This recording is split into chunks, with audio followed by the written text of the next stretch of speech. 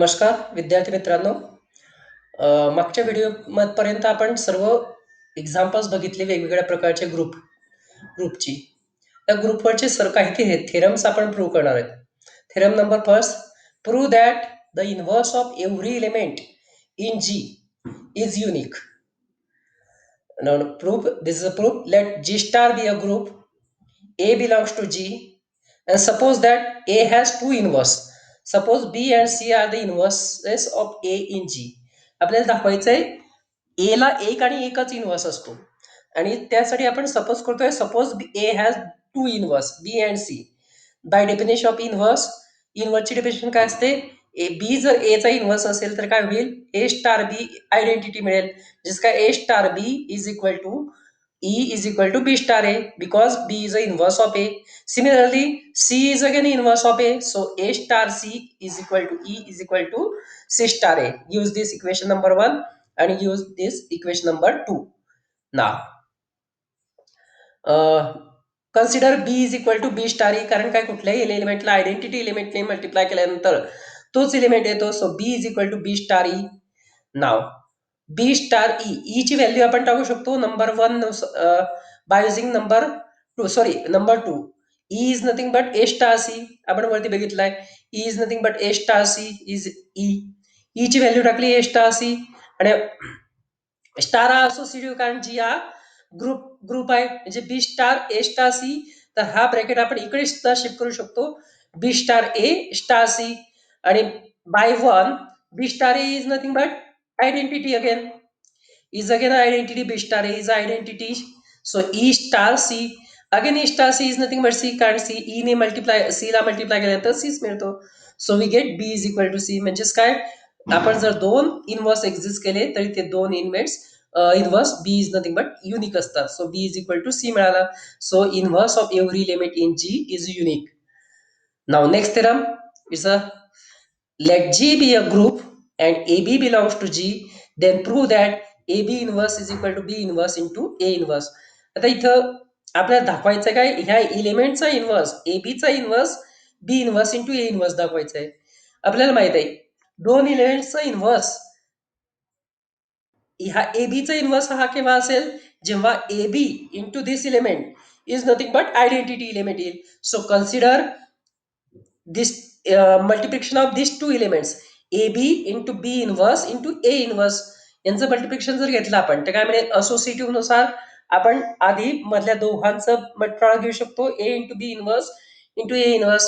But B into B inverse दोघं B हा बीचा दोघं एकमेकांची इन्व्हर्स असल्यामुळे त्यांचा प्रॉडक्ट काय मिळतो identity. So B into B inverse is identity. So A into E into A inverse again E ने कुठल्याही एलिमेंटला मल्टिप्लाय केल्यानंतर तोच एलिमेंट मिळतो म्हणजेच ए इंटू ई काय मिळेल ए म्हणजेच काय ए इंटू ए इन्व्हर्स मिळाला. पुन्हा दोघं एकमेकांची इन्व्हर्स असल्यामुळे त्याचं मल्टिप्लिकेशन काय मिळेल आयडेंटिटी मिळाला. So equation 1. सिमिलरली नंतर आपण B inverse into A inverse into A B करूया. पुन्हा तेच मधल्या दोन्ही ए इन्व्हर्स इंटू एचा प्रॉडक्ट घेतला आपण आधी A inverse into A identity मिळालं identity into B is B. So B inverse into B again B inverse into B is identity. So from equation n1 and 2 this is nothing but E. This product is nothing but E. दोघांचं product same आहे म्हणून ते दोघं same येतील. So A B into B inverse is B inverse into A inverse into A B. या दोघं एलिमेंटचा product जर identity असेल तर हे दोघं एलिमेंट एकमेकांची इन्व्हर्स असतात. म्हणजेच काय ह्या ए बीचा इन्व्हर्स हा येईल किंवा याचा इन्व्हर्स ए बी. पण आपल्याला दाखवायचं काय in particular A B inverse is nothing but B inverse A inverse. Okay. Now next theorem. Let G be a group and A, B, C belongs to G.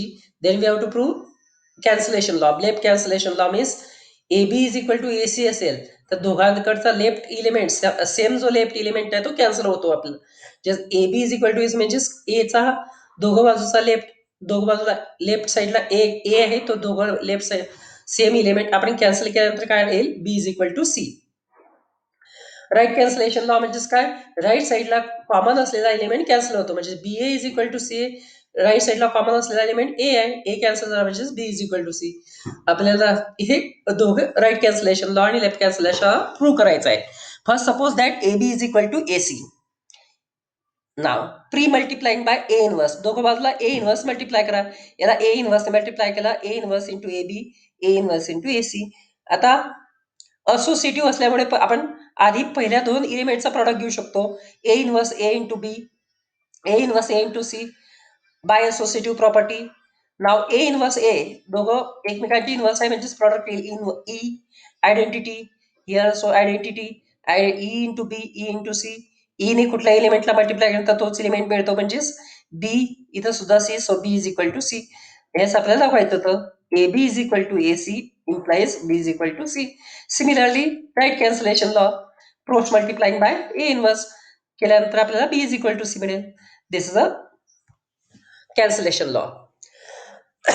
Now in the next example, let G be a group and AB belongs to G such that A and B are commute. Then show that A inverse and B inverse is commute. A into B inverse is commute and A inverse into B is commute. Commute म्हणजे काय? त्यांचा product हा reverse ऑर्डरने सुद्धा same येईल. म्हणजे A star B same as B star, याला या प्रॉपर्टीला म्हणतात कॉम्पिटिटिव्ह प्रॉपर्टी. ओके, आपल्याला दिलेलं काय? A B is competitive, A B is commit म्हणजेच काय? A B is equal to B A दिलेला आहे. आता स्टार आपण इथं घेत नाही. इन जनरल जर ऑपरेशन दिलेलं नसेल तर आपण मल्टिप्लिकेशन कन्सिडर करतो. A into B is same as B into A हे दिलेलं आहे. ओके, आणि आपल्याला दाखवायचं आहे ए स्टार ए इनवर्स आणि बी इनवर्स हे कॉमेटिव्ह म्हणजेच काय? A inverse into B inverse is same as B inverse into A inverse हे आपल्याला दाखवायचं आहे. So A B is equal to B A, दोघं बाजूचा इनवर्स घेतला, taking inverse from both side. So A B inverse is equal to B A inverse. वर्ल्डच्या थेरमनुसार inverse काय मिळतो? ए बीचा इनवर्स हा आधी दुसऱ्या एलिमेंटचा इनवर्स घ्यायचा म्हणजेच बी इनवर्स, नंतर पहिल्या एलिमेंटचा इनवर्स घ्यायचा म्हणजेच काय? B inverse into A inverse. इथं सुद्धा आधी दुसऱ्या एलिमेंटचा इनवर्स घ्यायचा म्हणजे A inverse into B inverse. Now A inverse into B inverse is equal to B inverse into A inverse म्हणजेच काय? हे दोघं कॉम्पिटिटिव्ह आहे. A inverse into B inverse is a competitive. Now again A B is equal to B by cross multiplying by B inverse. बी इनवर्सने multiply केलं तर pre आणि पोस्ट मल्टिप्लाय, दोघ बाजूला प्री मल्टिप्लाय सुद्धा आणि पोस्ट मल्टिप्लाय करायचं बी इनवर्सने, म्हणजे बी इनवर्स इंटू ए राहील आणि इथं बी इनवर्स इंटू बी राहील. इथं सुद्धा बी इनवर्स इंटू बी. आता B inverse into B is हा आयडेंटिटी येईल, इथं सुद्धा हा आयडेंटिटी येईल. So B inverse into A into identity E into A B inverse is equal to आणि आयडेंटिटीने कुठल्या एलिमेंटला मल्टिप्लाय करता तो म्हणजे इकडे काय B inverse into A, A into B inverse म्हणजेच काय? A into B inverse is a competitive. Similarly by P and post multiply by A inverse we get A inverse आणि बी हे कॉम्पिटिटिव्ह येतील. Now next theorem, if in a group G, every element is its own inverse, then show that G is a abelian group. प्रत्येक एलिमेंटचा inverse तो स्वतः असतो तर तो group abelian असतो. So let G be a group, A B belongs to G. आपण by given condition every element is its own inverse म्हणजेच काय? ए चा इन्व्हर्स ए आहे, बी चा इन्व्हर्स बी आहे. जीच्या प्रत्येक एलिमेंट तो स्वतःचा इन्व्हर्स आहे म्हणजेच काय? ए चा इन्व्हर्स हा एच आहे, बी चा इन्व्हर्स हा बी आहे. आपल्याला दाखवायचं आहे A B is equal to B A, कारण एबिलियन दाखवायचं म्हणजे A B is equal to B A दाखवायचं आहे. So consider A B is equal to A B inverse by condition A बीचा इनवर्स हा ए बी असेल. नाव A B inverse आधी बीचा इनवर्स नंतर ए चा इनवर्स. सो आणि बी इनवर्स हा बी आहे, ए इनवर्स हा A. So A B is equal to B A. So G is a abelian group. Now in next theorem, in a group G, A square is equal to identity for all A belongs to G. Then show that G is abelian. A square is equal to G, E for all. So A inverse is equal to A for all A belongs to G. So by using above theorem, we can show AB is equal to BA. So A is a abelian group. In the next theorem, show that G is a abelian if and only AB square is equal to A square into B square. So for that consider A B square. A B square आपण कसं लिहू शकतो? A B into A B. Associative नुसार आपण फक्त मधल्या दोघांचा product घेऊ शकतो ए बी बी ए, कारण आणि हा जी ॲबिलियन असल्यामुळे बी ए आपण लिहू शकतो ए बी.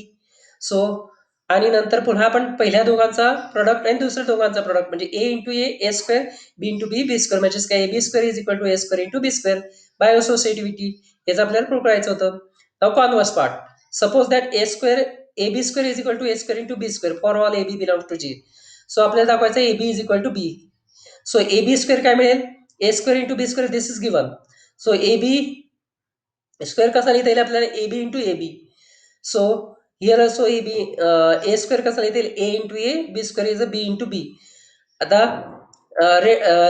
कॅन्सलेशन लॉ आपण लेफ्ट कॅन्सलेशन लॉ आणि राईट कॅन्सलेशन लॉ बघितलाय. लेफ्टचा जर कॉमन एलिमेंट असेल तो कॅन्सल होतो. ए आणि ए हा लेफ्टला आहे तो कॅन्सल होईल. बी आणि बी हा राईटला आहे तो कॅन्सल होईल. म्हणजेच काय राहील B is equal to A B. हेच आपल्याला दाखवायचं होतं. That is the hence G is a abelian group. So now next theorem, let G be a group AB belongs to G such that AB is equal to BA, then prove that AB raised to n is equal to A raised to n into B raised to n. Case first, let n belongs to natural number. So by induction, n is equal to 1, AB raised to 1 is equal to AB is equal to A raised to 1 into B raised to 1. So result is true for n is equal to 1. Assume that it is true for n is equal to k. That is AB raised to k is equal to A raised to k into B raised to k.